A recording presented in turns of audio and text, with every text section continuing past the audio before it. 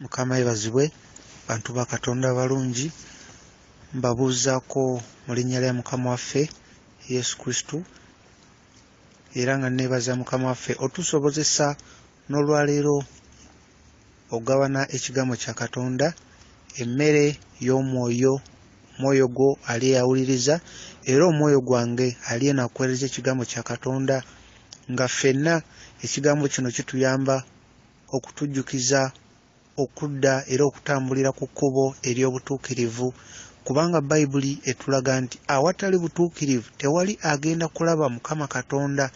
Hebrews chapter 12 verse 14 awatali butuukirivu tewali agenda kulaba bwakabaka bwa Katonda.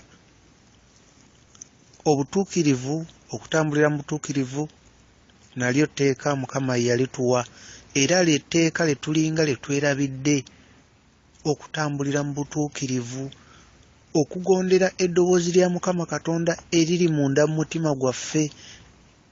Buli omu amazima agamanyi gali mu mutima gwo, Mukama yagateeka munda mu mutima gwo, y'ensonga lwaki omanyi ekituufu omanyi n'ekikyamu.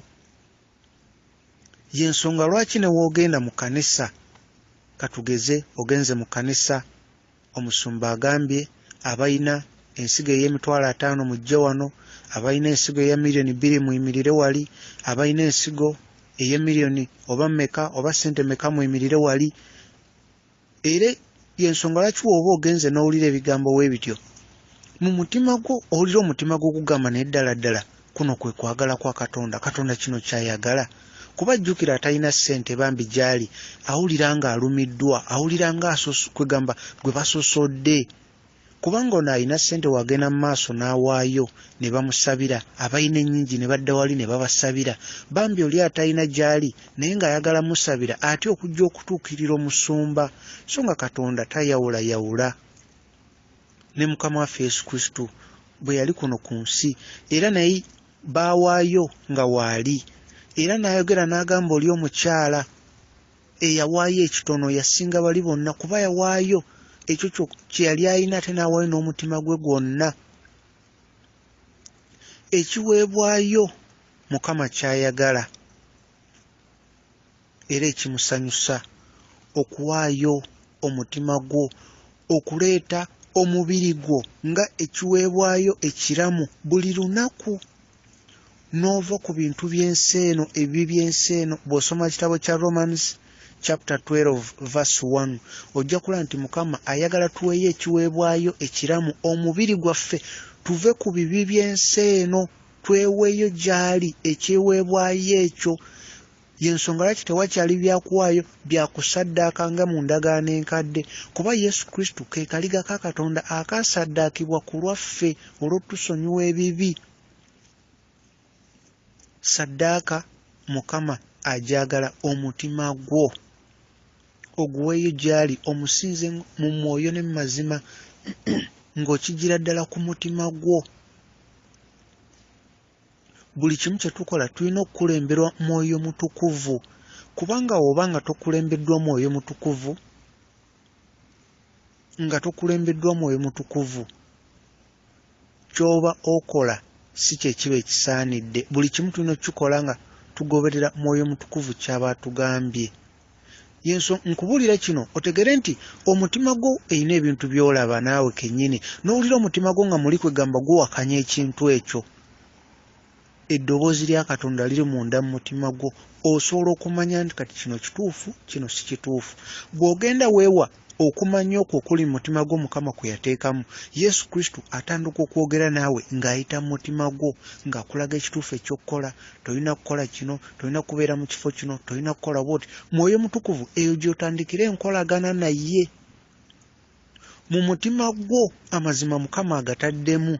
Y'ensonga lwaki omuntu tayinza kuva eri n'ajja n'akulimba era kyakubulidde n'otakitegeera bulungi ojja kubeerawo mpola mpola Mukama ye ajja kgenda ayina ebintu eby'enjawulo obubonero bwakulaga oba ajja kuba ayina byakujjukiza ennyiriri ze wasoma n'enjiri gye wawulira akwataganye n'ekyo ky'oba olina okubuusabuusa ofune okumanya okutuufu.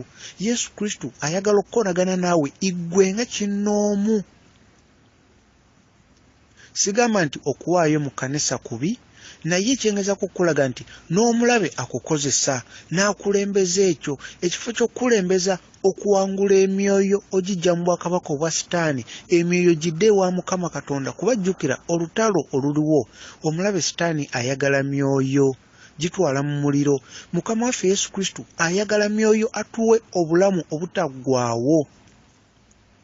Kyolina okujjukira nti Mukama waffe Yesu Kristo yayogera akagero ak'omwami omu eyali omugagga naye nga waliwo n'oli omwavu asabiriza, naye bonna we baafa ne bagenda mu ggulu. Bonna we baafa, oli omwavu yali eri mu kwesiima, ono omugagga ng'ali eno mu muliro. Ekyo kitulaga nti bw'ofa n'ova mu mubiri guno gwe tulabako, obulamu obuddako oba osobola okutegeera munno, oba osobola okulaba omuntu gwe wali naye era n'otegeera nti ono y'ono. Kuba oli yali agamba Yesu Kristo batume oli ali mu kwesiima agenda ayogere ne baganda be ababuulire ekigambo kya Katonda baleme genda mu muliro. Kati kino nkikubulira otegere nti guno omubiri gwe twambadde we guvaawo, omubiri oguddako era oba weetegeera oba osobola n'okutegeera munno. Kati era n'ogenda mu muliro era oba otegeera ng'era n'obulumi obuwulira. Kati ekyo kye tulwanyisa, tulabe nti emyoyo tegigenda mu muliro, emyoyo gigende mu bwakabaka obwa Katonda. Lwe lutalo awo we luli.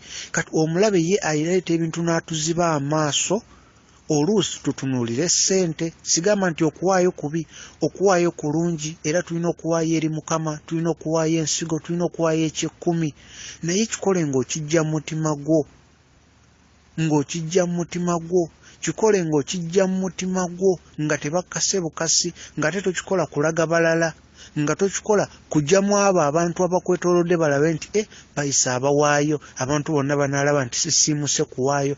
Mukama alaba ekiri mu mutima gwo.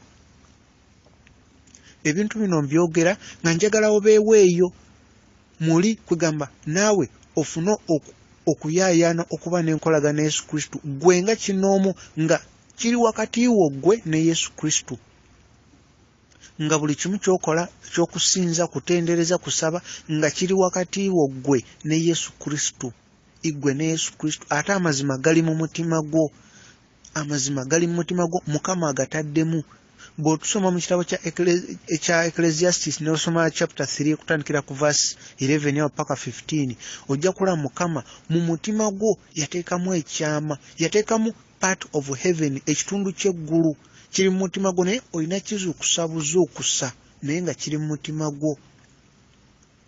Era omutima gwaffe ddala nga ba intercessor, obubaka obwaleero ka audio kano nkaweereza nnyo okusinga ba intercessor. Intercessor njogera ku abo abantu abalwana entalo ez'omu mwoyo, entalo ez'omu mwoyo. Ntegeeza nti ezo entegeka omulabe Sitaani z'abaakoze eri abaana ba Katonda, ezo abo abalwana entalo z'omwoyo nabo ne basindika omuliro mu linnya lya Yesu Kristo gugende gwonoone era gwokye entegeka z'omulabe Sitaani zonna n'eddimoni za Sitaani, omuliro gugende guzookye. Abo abeewaayo okugoba amaanyi ago ag'ekizikiza agali mu famire, agali mu bitundu, agali mu mawanga, mu buweereza, abo abeewaayo ne basalawo kusabira makyaki, kusabira mawanga, ng'oluusi oli eyo ne kanisa tekumanyi n'ebitundu tebakumanyi, naye ggwe nga wasalawo kubasabira empeera yayo gyeri. Kati njogera ku abo ba intercessor, ng'oli nga ddala okola ekyo, kuba tujjukire wetula mu kitabo kya Hebrews chapter 7 verse 25, Bayibuli etulaga nti tulina oku intercedingira abo betubuulira enjiri. Abantu b'obuulira enjiri olina okuwaayo obudde n'obasabira n'osindika malayika za Mukama zigenda zitwala obuyinza mu bulamu bwabwe ne famire zaabwe. Abantu bonna b'oba obuulira enjiri tulina okukola ekintu bwe kityo. Tulina okuba nga tusaba tugoba amaanyi g'ekizikiza gaddeyo, kuba tulaba mu kitabo kya Ephesians chapter 6 verse 12, Mukama atulaga nti abalabe baffe betulwana nabo si be bano abalina omubiri n'omusaayi, balirwana baffe betulaba, naye abalabe baffe maanyi ga kizikiza, dimoni eziri eyo waggulu, dimoni n'eziri wano ku nsi ze tutalaba, emyoyo emibi, emyoyo egy'amasaza n'emirala gyonna be balabe baffe so n'omuntu gwe tulaba gwe tuliraanye mukama waffe oba gwe tukola naye oba muganda waffe oyo si ye mulabe waffe wabula kiri kiyinza okubeera munda mu ye kye tulwanyisa nga kye twokya omuliro mu linnya lya Yesu Kristo ne twogera n'akamwa kaffe ne tuyita omuliro mu linnya lya Yesu Kristo bwe tuba tukyogera nga tukijja ku mutima ng'era tukitegeeza ddala omuliro gugenda ne gwokya dimoni eyo. Tujjukire bwe tulaba mu kitabu kya Romans chapter 8 verse 27 ne 28 tulaba nti ne mwoyo mutukuvu naye intercessor naye abeera atusabira, mwoyo mutukuvu abeera atusabira. Romans chapter 8 verse 27 ne 26 era tulaba nti ekimu ku byokulwanyisa byaffe kwe kwagala. Okwagala kyakulwanyisa kyaffe. Okuva Bayibuli wetandikira okutuuka gyekoma tewali wantu wonna obukyayi we wali buwangudde okwagala, nga kitegeeza naawe embeera yonna gy'olimu okwagala kwe kugenda okuwangula embeera eyo. Teekawo okwagala. Abadde obukyayi teekawo okwagala. Abadde obutayagaliza teekawo okwagaliza. Okwagala ogenda kuwangula. Naye w'oteekawo obukyayi munne bagenda kuwangula kubanga obukyayi buva eri mulabe, ate omulabe ekigendererwa kye kyakubba, kutta nakubako kyazikiriza. Intercessor tulina okulwana olutalo lw'omwoyo tusindike amaanyi g'ekizikiza gaddeyo. Tujjukire mukama waffe Yesu Kristo bwe yali kuno ku nsi, dimoni zaamulaba ne zigamba omwana wa Katonda oze otuzikiriza ng'ekiseera kyaffe tekinnatuuka. Dimoni bwe zityo bwe zaamugamba, naye nga ekiseera ekyo dimoni kye zaali zitegeeza ekiseera ekyo kye kino kye tulimu. Kyekino ekiseera kye tulimu eky'okuzikiriza dimoni okuzookya n'omuliro. Ne tulagira omuliro mu linnya lya Yesu Kristo ne gugenda gwokya dimoni. Kino kyekiseera era ekigambo ekyo w'okyogera n'oyita omuliro mu linnya lya Yesu gw'olaba nga oyogera ebigambo, naye mu nsi y'omwoyo wabaawo omuliro ogw'enjawulo ogugenda ne gwokya emyoyo gyonna emibi egibeera mu kitundu oba egiba gyetoolodde omuntu oyo. Ebigambo ebyo birina obulamu, by'oba oyogera birina obulamu. Kino kye kiseera entalo z'omwoyo weeziri. Buli kimu kye tulaba kitandikira mu mwoyo. Era ebyokulwanyisa by'olaba musajja wa Katonda by'ayinza okuwa, oba ne bakuwa oba engoye oba basabidde oba amazzi ng'ago nga bagasabidde, oba n'ogenda ku kyaki ne bakuwanga oba kalenda oba ebintu bingi nga babisabidde, ekyo nakyo kikuwa obukuumi ate kyakulwanyisa kyo mu nsi ey'omwoyo. Naawe weetegereza olaba nti ebintu bingi Mukama byajja kuwanguza kubanga weetooloddwa ebyokulwanyisa bye. Owuliriza ekigambo kya Katonda kuba n'ekigambo kya Katonda nakyo kyakulwanyisa. Ekigambo kya Katonda gy'okoma okiwuliriza kijja n'ekitangala kya Mukama Katonda ne kikwetooloola, bwe bukuumi bwo. Nga bw'olaba ebintu by'ensi era ogenda n'owuliriza ebintu by'ensi, music w'ensi, firimu z'ensi ezo ezitiisa ezirimu okutta, era nazo mugiramu ekizikiza nakyo ne kikwetooloola. Omulabe Sitaani n'alaba akabonero n'amanya kati akutaddeko akabonero. N'ekigambo kya Katonda kijja n'ekitangaala ne kikwetooloola. Ekyo ekitangaala bwe bukuumi bwo. Amaanyi ga Mukama Katonda gabeera wamu naawe. Ate nga tujjukire omulwanyi omukulu akulembera olutalo lw'omwoyo ye Mukama waffe Yesu Kristo kuba naye mulwanyi. Exodus chapter 15 verse 3 tula Mukama waffe Yesu Kristo ye mulwanyi, naye mulwanyi. Era Mukama waffe Yesu Kristo yakulira ejje ly'omu ggulu, ye Lord of the hosts. Ate malayika Archangel Michael ye ebiragiro abijja wa Mukama waffe Yesu Kristo.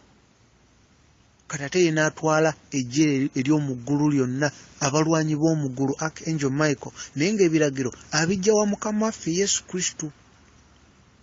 Nga naffe tulwana olutalo lw'omwoyo n'ewa Sitaani naye ayina olutalo naye ayina ebyokulwanyisa bye eby'enjawulo. Era gwali eyo intercessor njagala nkubulireko ew'omulabe bo bapulaninga biki, ewa Sitaani bapulaninga biki.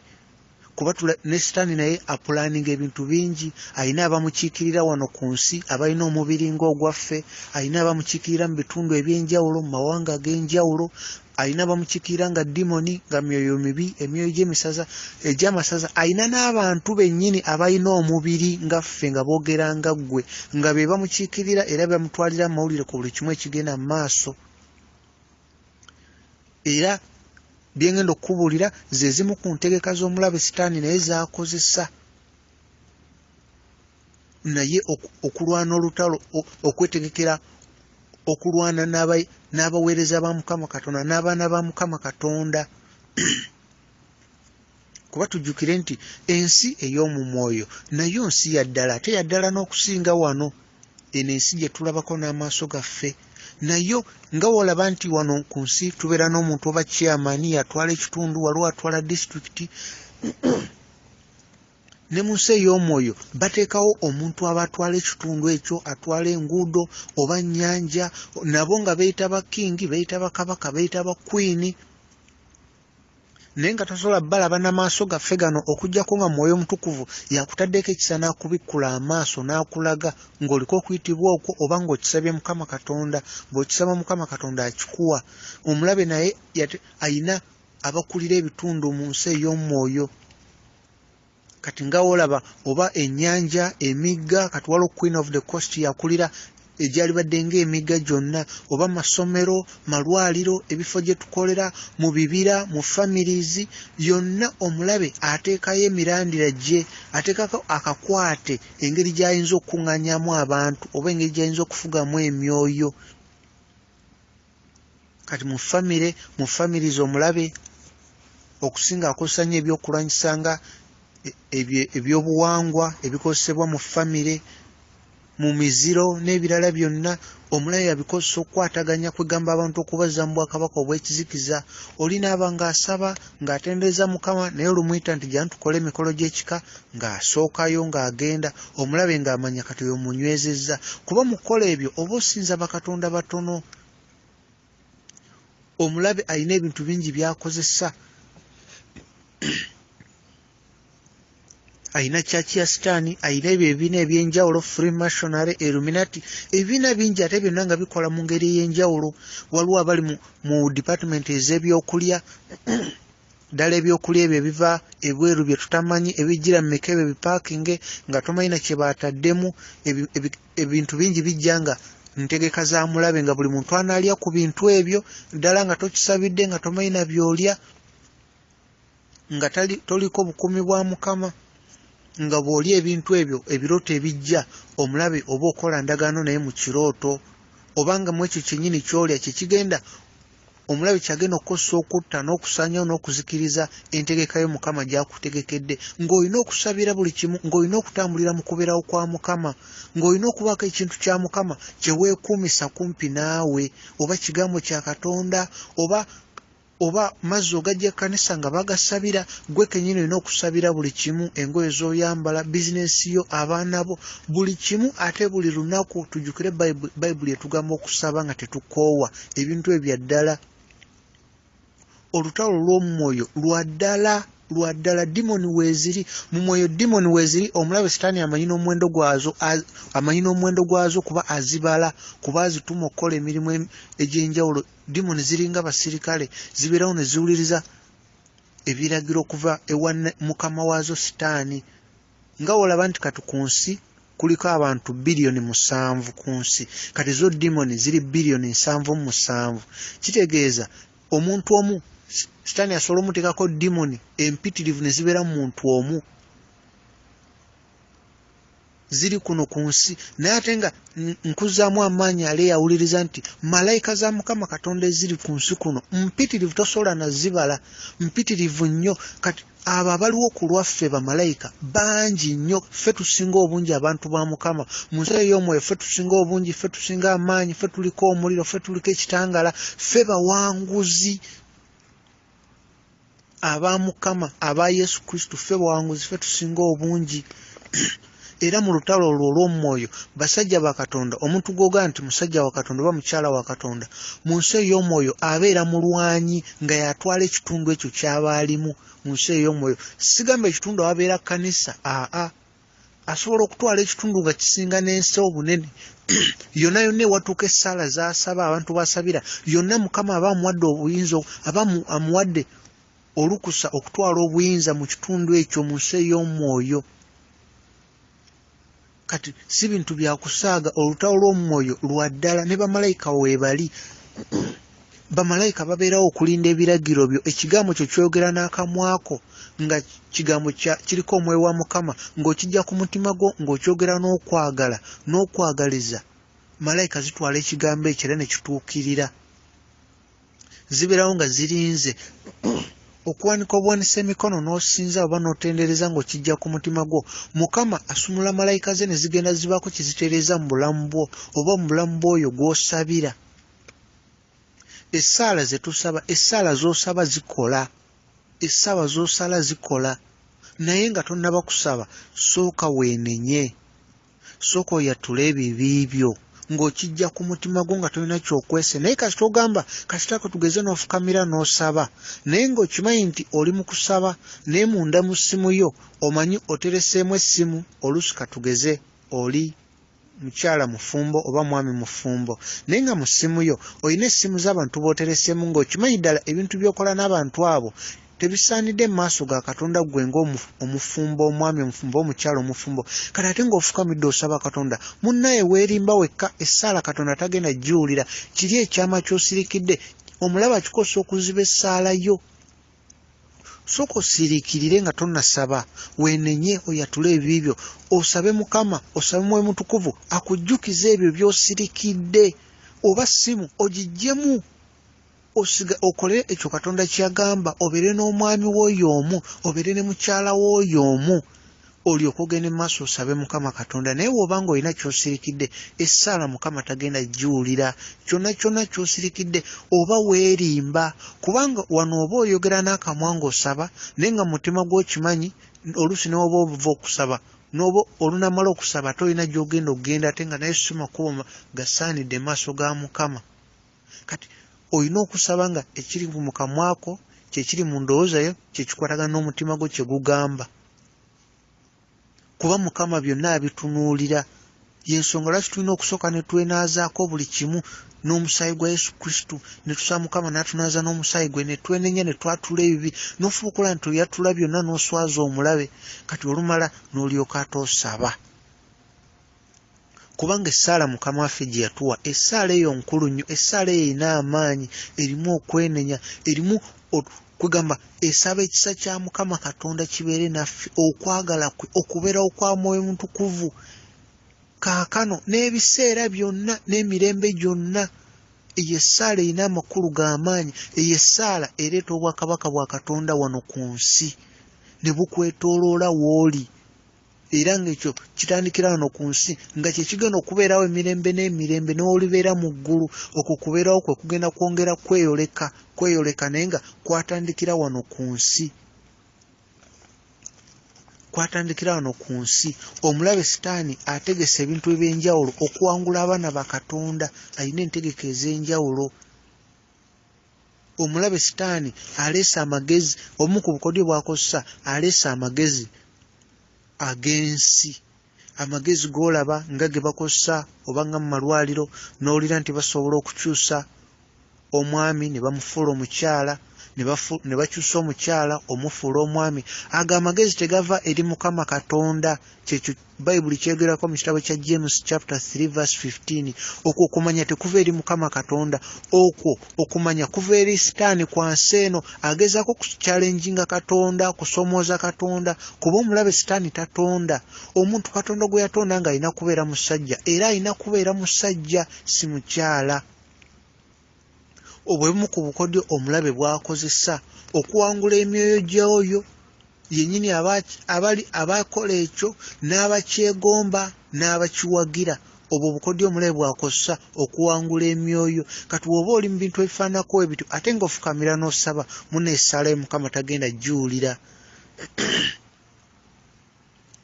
Obukodyo obulala omulabe bw'akozesa ebintu ebyokulya ddala ebyokulya eby'omu mikebe. Omulabe waliwo ebyokulya bye bakola nga babikolera mu second heaven nga biviira ddala eyo ne bijja kuno ku nsi. Omulabe kyakola wano ku nsi alaba ekintu kye bagula. Kati nja kwogeranga ku byokulya ebimu eby'omu mikebe ebyennyanja babita sardines. Wano ku nsi babikola, naye n'omulabe Sitaani abikolera ddala mu ggulu eryokubiri. Naye ng'ebintu bye bateeka mu mikebe ebyo wembyogera bijja kugamba ojja kuwulira nga bintu ate na binene nnyo n'okuyita mu matuugo naye nga bye bateeka mu mikebe egyo ne babiteeka wano ku nsi naye nga ku kikebe ekyo okitunuulira omulabe sitaani yateekako n'akabonero ke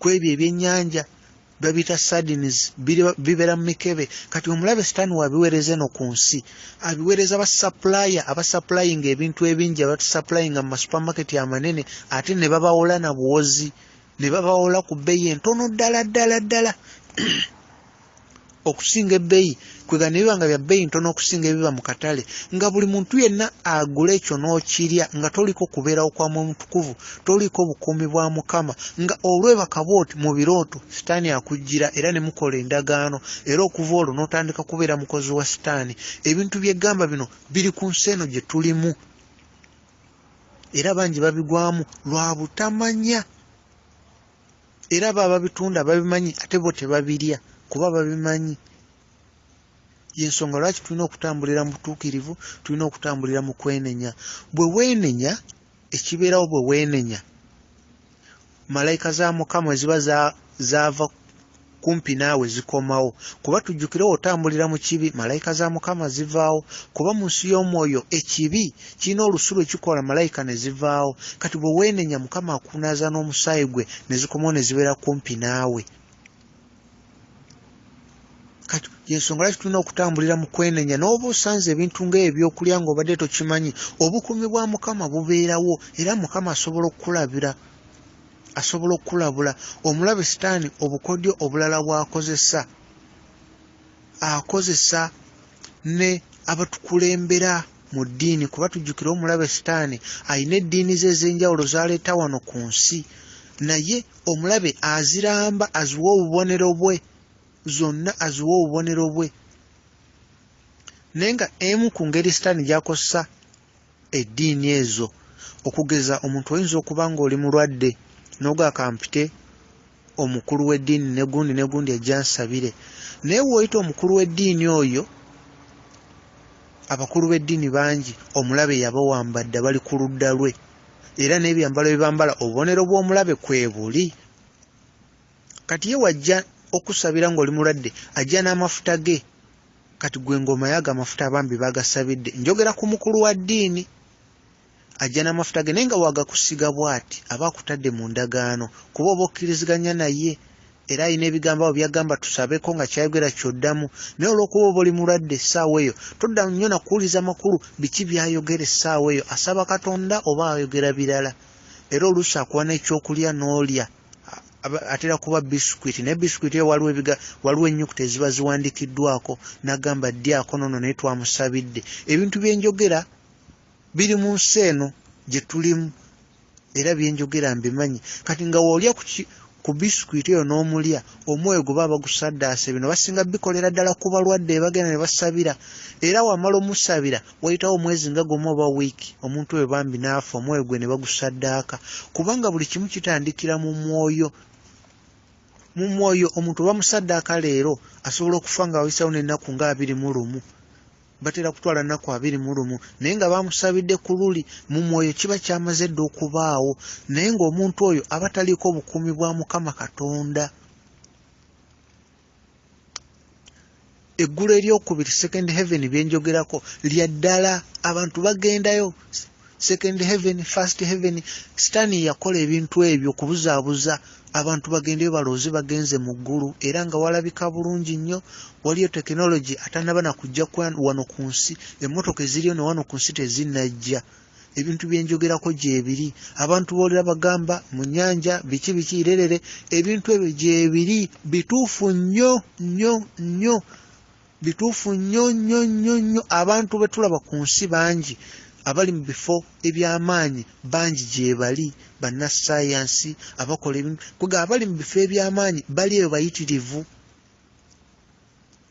bayitirivu era byebyama bangi bye basirikidde ebintu byegamba gye biri kati eyo wava amaanyi g'omulabe sitaani ye walinga headquarters ze yensonga lwaki kirungi ali muganda wange otambulire mu butuukirivu otambulire mu kwenenya kubanga eno ensi gye tutambuliramu omulabe sitaani alina okulwana kungi entalo naye nga otambulira mutuukirivu otambulira mu kwenenya okubeerawo kwa Mukama kubeera naawe ekitangaala kye kibeera naawe nga kikwetoolodde okutambulira mutuukirivu n'okwenenya obutuukirivu n'okwenenya bye bigenda okutwala mu ggulu ate ng'okikola buli lunaku kuba mu kitabo kya Romans chapter 12 verse 1 Mukama buli lunaku tuleeta essaddaaka ennamu yeffe okweyawula ku bintu by'ensi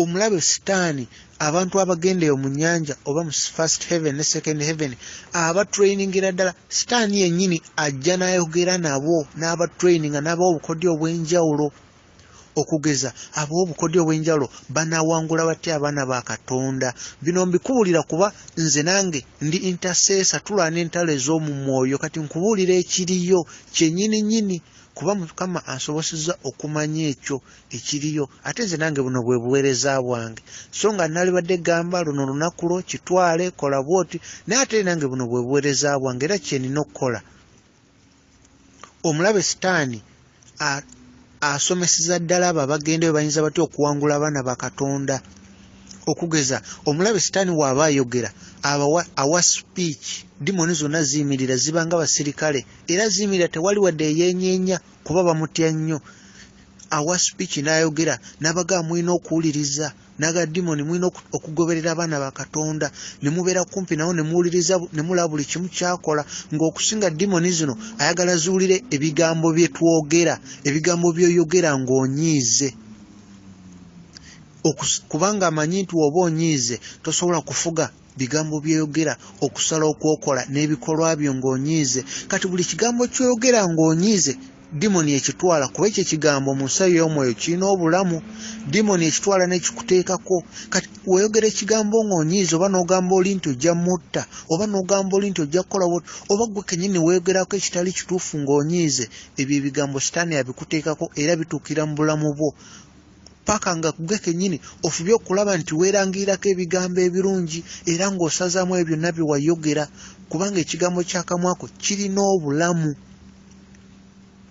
ne mu biseera eby'okusalawo oluusi omuntu oyinza okuba nga olina omwagalwawo n'omugamba katugeze n'omugamba ekigambo nti gwe malayika wange ekyo ekigambo dimoni ekitwala sitaani akitwala ng'era omuntu oyo dimoni emukozesa afuukire ddala malayikawo atwale ekifo kya malayikawo kuba omuntu olina malayikawo kati ate oli mu kuyita ono omuntu nti ye malayikawo okyogera ng'ebyokusaaga naye oyo omuntu si malayikawo malayikawo waali Mukama gwe yakuweereza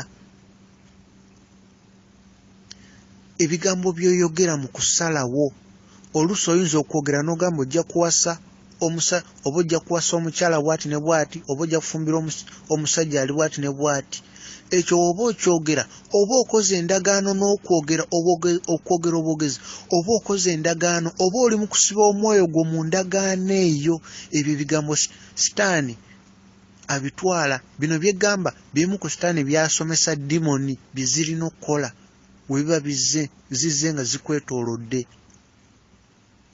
okyogera bwogezi nti gwe oli fumbira omusajja bw'ati ne bw'ati oba oli wasa omukyala bw'ati ne bw'ati kumbe oli mu kweyitira omwoyo ogw'okubeera singo obulamu bwo bwonna ng'omulabe agenda kukozesa ekyo akukuumire mu bulamu obwa singo ng'onoonya oyo gwe wayagala oyo gwe wasaba nga ne bwogezaako byonna bigaana kubanga ekyo tokisazangamu wakyogera n'akamwako ate akamwako tekakisazangamu so nga wakyogerera wali oli mu kukkiriziganya nakyo mu mutima gwo mu birowoozo byo n'omwoyo gwo gwonna nga mu mwoyo dimoni yakitwala era amagezi g'enkwali eyo bw'oba osaba sazaamu byonna bye wayogera ebikyamu omulabe bye yatwala obisazeemu era olagire malayika zitwale obuyinza eri ebigambo byonna bye wayatula n'akamwako oba bye bakwogerera oba bye wawandiika ku lupapula ebitasaanidde omulabe bye yatwala byonna bisazeemu akamwako ke kabyogera era ke kagenda obisazaamu mwoyo mutukuvu agenda okuyambako ebigambo olanga obyogera obwogezi naye bituukirira oluusi waliwo ebigambo byeyogera oba mu mbeera embi gwe kennyini n'oyonoona emikisa gyo oba n'oyonoona kugamba ebyo Mukama byaba akuletedde ng'obyogera n'akamwako n'oyogera oba katugeze ng'oli mu mbeera mbi n'ogamba nze oba n'ogamba oba kati oba n'ogamba gwe tolina mukisa buli kyokola kifa biki abantu tebakwagala nga w'obyogera sitaani abitwala. Kati ekigambo kyogera n'akamwako kobeere mu mbeera mbi etya toyogera bigambo weebityo omulabe sitaani abitwala. Bino byeggamba omulabe sitaani ayogera ne dimoni ng'azitunuulidde bw'ati n'azigamba mutwale ebigambo ebyo bituukirire mu bulamu bwabwe kuba biba byogedde. Kuba tujjukire sitaani talina maanyi naye amaanyi go ggwe g'akozesa. Amaanyi go ggwe sitaani waba akema okuviira ddala mu Bayibuli okuviira ddala ku muntu eyasooka sitaani gwe yakema. Sitaani ye yamukema oli gwe yakema ye yagenda n'akwata ekibala n'alya n'amaanyi ge ye nga sitaani ye amugamba bugambi. Kati amaanyi gali munda mu ggwe. Amaanyi gali munda mu ggwe sitaani ye akulimbalimba kati gwe kyoyogera n'akamwako kye kirina obulamu. Sitaani tatonda. Ffe twatondebwa mu kifaananyi n'ekikula kya Katonda. Ffe tusobola okubaako kye tutondawo. Kati gwe ekyo ekigambo kyogera kitonda. Ekyo ekigambo kyogera kitonzi era nga bw'okyogera kibeerawo. Bino mbikubulira otegere ekigambo kyogera ddala kirina amakulu mu nsi ey'omwoyo, kirina obulamu, kisobola okutta era kisobola okumenya era kisobola okulamusa ekigambo ekibadde ng'ekifudde. Nga bw'olaba ekigambo kisobola okuzzaamu amaanyi, kisobola n'okumenya omutima ogugwo oba n'ogw'omulala. Sitaani akosa n'amannya. Oyinza okulaba omuntu oba omwana nga bamutumye erinnya nga ddala erinnya eryo w'oliwuliriza amakulu gaalyo si linnya ddungi. Kati erinnya eryo sitaani naye alitwala amakulu g'eryo erinnya omwana n'abeerera ddala ekyo erinnya lye kyeriri. Byenkubulira bituufu. Kati n'omwana naye oba omutumye erinnya naye nga owulira amakulu g'eryo erinnya si linnya ddungi, erinnya ly'omwana likyuse oba gwe kennyini erinnya lyo likyuse. Mukama waffe Yesu Kristo yakyusanga amannya gaabo be yalinga agenda okutuma. Tulaba Mukama yakyusa erinnya lya Jacob n'amutuma Isirayiri. Nange kennyini ayogera naawe erinnya lyange nalikyusa lyali ddala naye we nategeera Mukama ne ndikyusa ne neetuuma erinnya eddala era lyenkozesa kati. Oluusi bayinza okutuma erinnya ly'omuntu nga famire memba nga bayine ye famire nga erina ensonga lwaki bakutuma erinnya eryo. Era dimoni etwalira ddala ekyo negezaako okukomyawo dimoni ezatambulira ku muntu oyo ezaali mu kikula ky'omuntu oyo bakomyewo ebyoyo omuntu oyo bye yalimu. Dimoni nazo zireeta emize gy'omuntu gikubeereko naawe kubanga bakutuma erinnya eryo ate nga balijja ku muntu oyo. Kati ng'ebintu ebyo bino bisaza mu linnya lya Yesu Kristo. Ebintu bino oluusi tulaba ng'ebitali bikulu naye byenkubulira bituufu era bibaayo era omulabe sitaani abikolera ddala. Bw'emu ku bukodyo omulabe sitaani bw'akozesa. Omulabe aleeta n'entalo, asobola okuleeta entalo mu famire oba ku byalo nga kyayagala aleete embeera embi abantu okukkiriza kwabwe kukendeere eri Mukama Katonda. Omuntu obeerenga embeera embi yekwetoolodde, omuntu obeerenga buli kimu olaba kyokola kugamba nga mu maaso tolengerayo kitangaala ng'essuubi ttono. Okukkiriza kukendeere ng'omulabe kyayagala kubanga omulabe akimanyi nti mu Bible Hebrews chapter 11 verse 6 wagamba nti awatali kukkiriza tetusobola kusanyusa Katonda. Awatali kukkiriza tetusobola kusanyusa Katonda.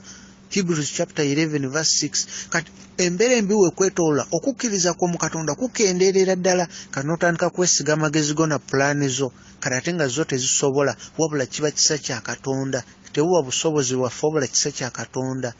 Era nkuzaamu amaanyi kebeera embeera embi ng'ekwetoolodde ng'olaba buli kimu kyokola kiringa ekitagenda gwekkiririza mu Katonda wo ogaye Mukama oba embeera nnungi oba simbi gwe Mukama wange gw'ogenda okukyusa embeera gwe Katonda wange. Era Mukama neebaza embeera eno gy'oleese kubanga nzikiriza Mukama embeera eno gy'ogenda okukozesa okunteekerateekera eddaala eriddako mu bulamu. Embeera eno Mukama gy'agenda okukozesa okuteeka ku ddaala eddala mu bulamu. kati embeera embi ebekwetoolodde gwe sigala ng'olina okukkiriza mu Katonda. Embeera egenda kukyuka mu ngeri gy'otagenda kutegeera. Mukama agenda kukozesa embeera eyo omulabe gy'ayagadde okukozesa nga ekizibu, Mukama ate agifuula omukisa, kubanga Mukama ekyo kyakola. Awali embeera embi Mukama agikyusa n'ebeera omukisa. Omulabe Sitaani kyagenderedde okubeera obulumi, Mukama ate akifuula essanyu. Omulabe Sitaani akozesa n'ekintu eky'obwenzi. Eky'obwenzi kintu kibi nnyo. Omuntu obeera n'omukyala nga si mukyala wo,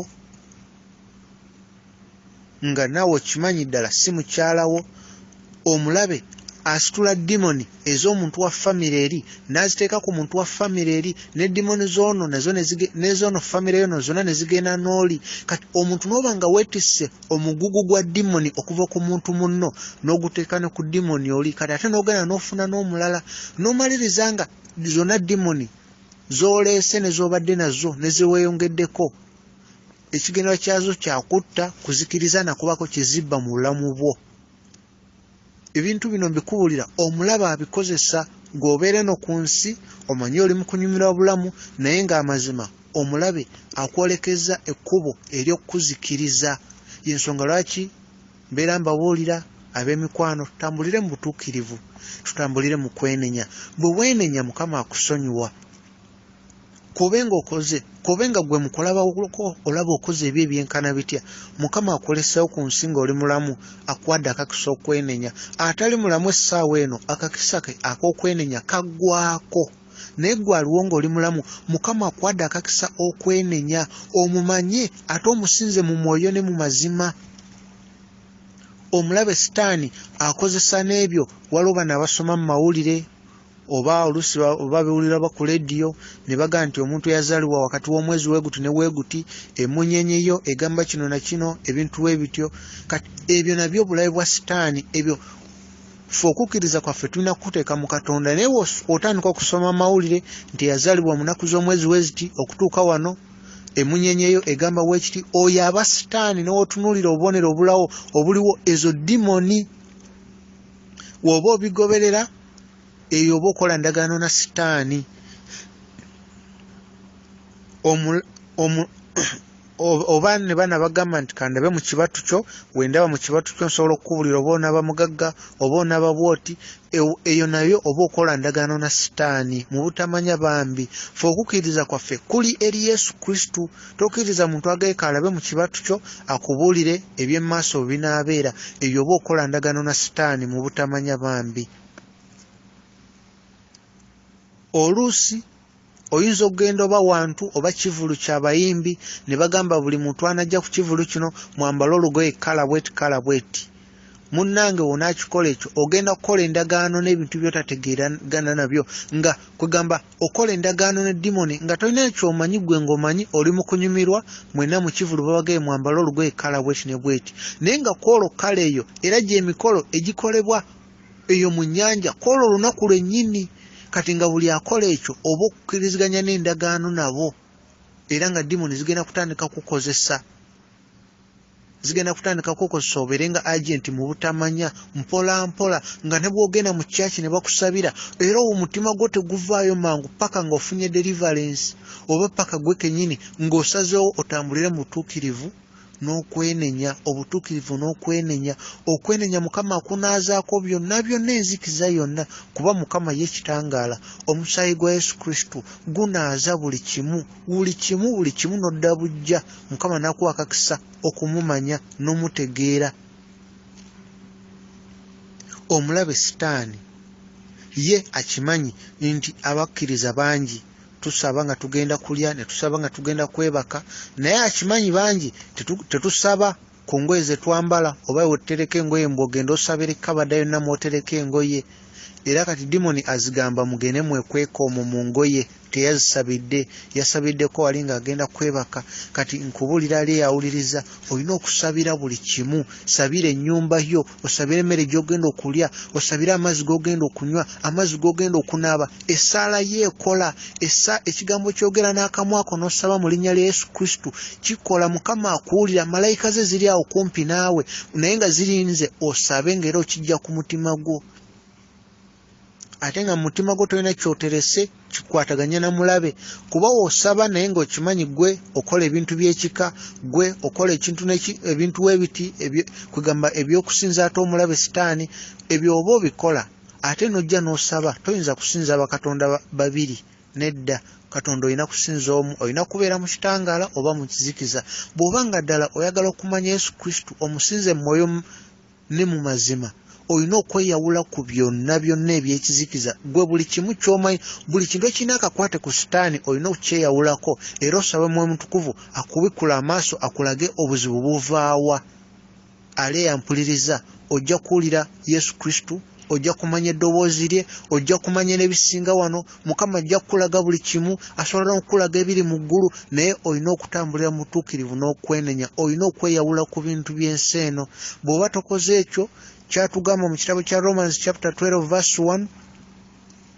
bw'oba tokoze ekyo ne weewaayo omubiri gwo nga ssaddaaka ennamu Katonda oba ojja kukoma nga musinza mukuteebereza Katonda oba ogenda kukoma nga musinza kwegamba na feeling era ojja kubanga eno osinza Katonda naye ng'eri abasitaani basobola okukuloga basobola okukola buli kimu ne kikukwata kubanga oba olina akakwate ku sitaani akakakwate ekyo ekyama ky'oboleseeyo omulabe sitaani kyakozesa ekyo kyoleseewo ky'omanyi nti okikola teryakulaba olyawo ekyo sitaani kyagenda okukozesa okubba okutta ebyo Mukama byakutegekedde naawe kennyini okutwala mu muliro ogutazikira ekyo kyennyini ky'osirikidde ky'olina okwenenya n'oyatula Mukama omuwe ekkubo alyoka ajje munda kwegamba mu mutima gwo atuule omwo kuba Mukama wayagala okutuula n'omulabe sitaani waatudde tulina okutambulira mu tuukirivu n'okwenenya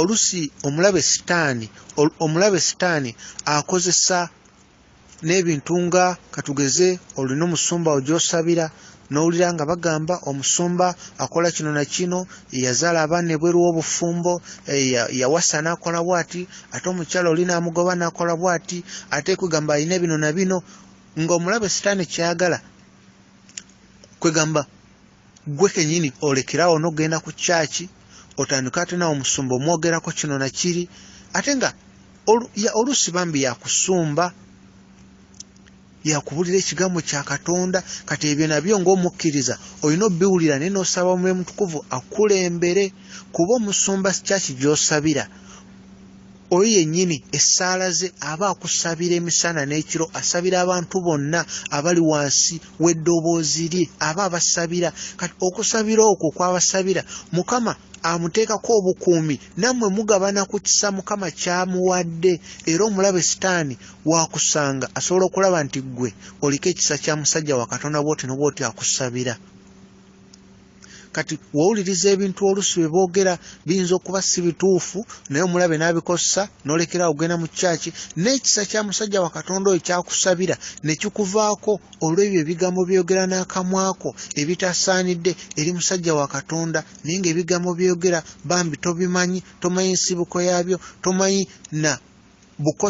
tomanyi na kwegamba okukosa kw'ebiina eri omwoyo gwo n'obukuumi bw'ofuna okuva omusajja wa Katonda oyo akusabira kati ebyo buno bonna mukuwulira obutego bw'omulabe bwakozesa naye ye nga ayagala kimu kutwala myoyo mu nnyanja ey'omuliro Yesu Kristo yajja otuwa obulamu obutaggwaawo buli omu olina akakisa ng'oli mulamu Mukama akwadde akakisa ate kino kye kiseera eky'obwakabaka bwa Katonda kye tusaba mu ssaala waliwo tusaba ne tugamba obwakabaka bw'obujje byagala bikolewo mu nsi nga ebikolewo mu ggulu kino kye kiseera obwakabaka bwe bujje byagala bikolewo mu nsi nga ebikolewo mu ggulu nga Mukama agenda bbiisa mu ggwe Mukama agenda bbiisa mu ggwe naye ng'olina okusooka ne weewaayo gy'ali n'ojja ne weewaayo nga ssaddaaka ennamu n'otambulira mu butuukirivu n'okwenenya Mukama agenda kukuwa n'okusinga bye wali olowoozezaako byonna agenda kukuwa n'okusinga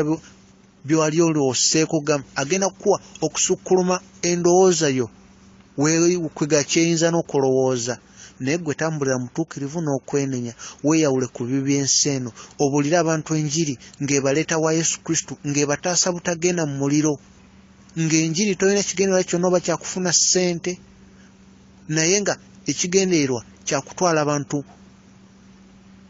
myoyo gijja eri Yesu Kristo, kyakuleeta abantu babe n'enkolagana Yesu Kristo, abantu ye kinoomu amanye Mukama Katonda we yamutonda. Mukama bakuume.